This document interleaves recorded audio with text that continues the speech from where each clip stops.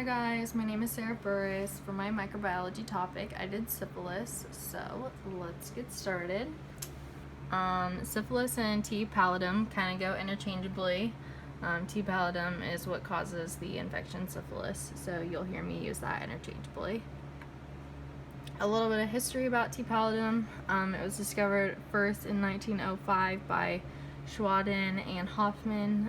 They had a patient come in and discovered that there was some funky stuff going on, some tissue, and it was closely related to some other diseases and infections that were already known at the time, but they couldn't pinpoint it exactly to one of those. It was a little bit different.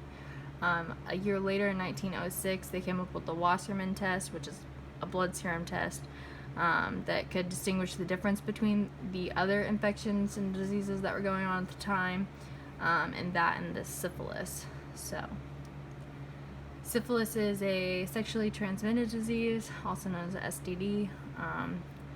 The T. pallidum is also Treponema pallidum for long.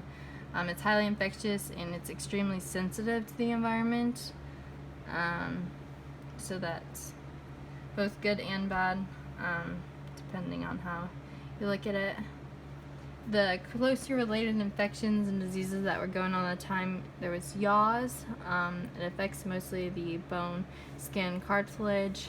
Beagel, which is endemic syphilis, causes mouth sores and destructive lumps in the bones.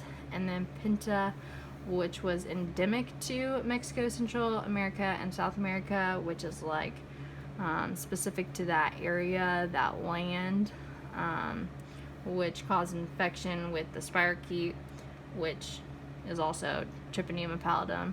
Treponema curatum, which is indistinguishable from the bacterium that causes syphilis. Treponema pallidum, that affects the skin. So, like I said, a lot of these are pretty similar, and you can see why it was hard to distinguish the difference between these. But like I said, we came up with that Wassermann test that made it able for us to distinguish the difference between syphilis and these infections. A little bit about the taxonomy of T. pallidum. The phylum is Spirochete, obviously, which tend to be gram-negative because of the thin layer, but we can't say that for certain. The domain is obviously bacteria, which tend to be obviously very small. The genus, Treponema, which are both pathogenic and non-pathogenic species. This species in particular that I'm looking at, T. pallidum, the natural host is the human, and it's motile. So they are on the rise and move very quickly with their shape.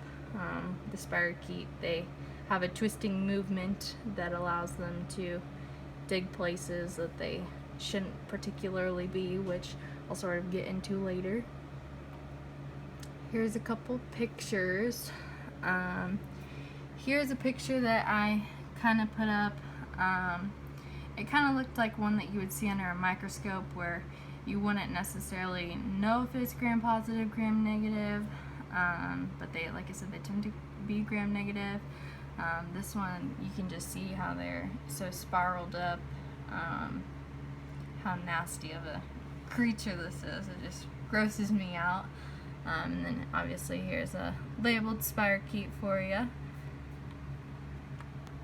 A little bit about T. pallidum, what kind of symptoms you might see. You would get an itchy rash, oral, anal, genital wart-like sores, muscle aches, swollen lymph nodes, sore throat, patchy hair loss, headaches.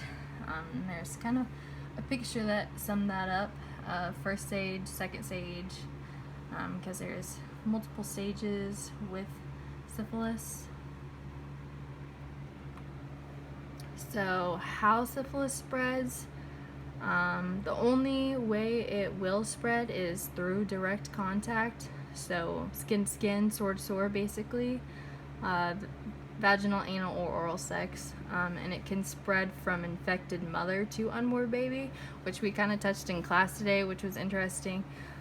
So before the baby is even born, this bacteria can actually pass through the placenta in utero, which I thought was pretty interesting. I could spend a lot of time talking about how that's, you know, interesting to me, but I won't.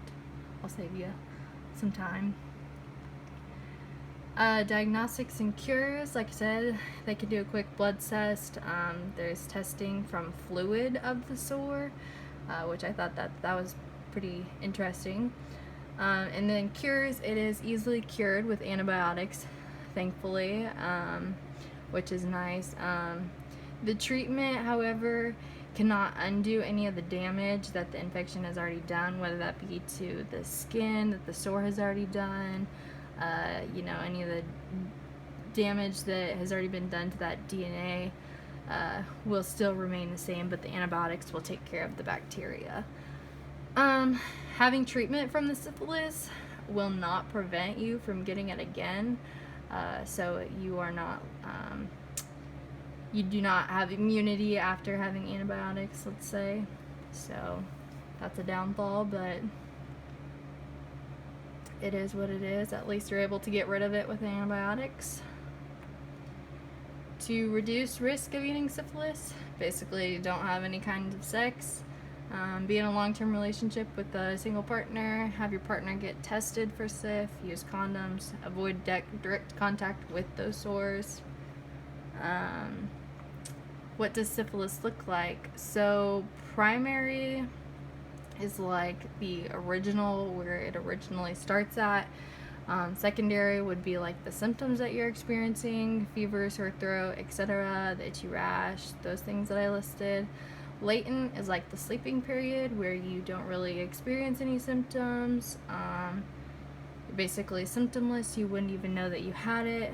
And then tertiary is where you would need severe medical attention, and it is really bad. You would have major symptoms of syphilis for sure.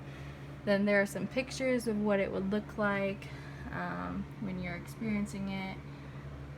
You'd see it like on your lips, your hands, your feet, anywhere on your body really. So primary and secondary syphilis, the rates just over some years, and the rates per 100,000 per population, and how it's sort of dropped down. It started really high, dropped down, went back up. It's sort of on the rise again. Are there vaccines for syphilis? Vaccines are not easy to create. T. pallidum is actually really hard to study in lab.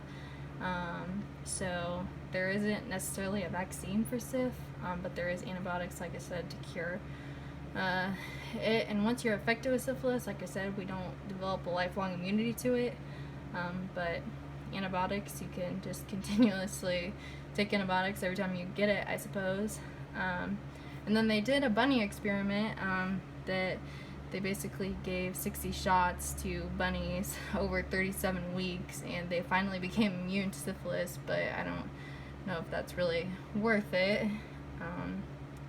But I guess if you're continuing to get syphilis, it might be. Some fun facts about SIF. It's a skin-to-skin disease. Many people don't know that they have it. A lot of people are symptomless. Syphilis actually makes it easier to give and to get HIV. That was kind of interesting, considering that HIV is kind of like an RNA, DNA infection. Syphilis can be passed from mother to infant in utero through the placenta, kind of like what I was talking about earlier. Thought that was pretty intriguing. Untreated syphilis can cause serious or fatal damage to the brain and the heart. It can paralyze, damage the bones, nerves, liver, blood vessels, eyes, joints, and other internal organs. Basically shut your body down if you leave it untreated, which is sad considering that antibiotics can take care of it. So definitely get treated if you have syphilis, since antibiotics will do the trick. And that's my works cited. So thank you.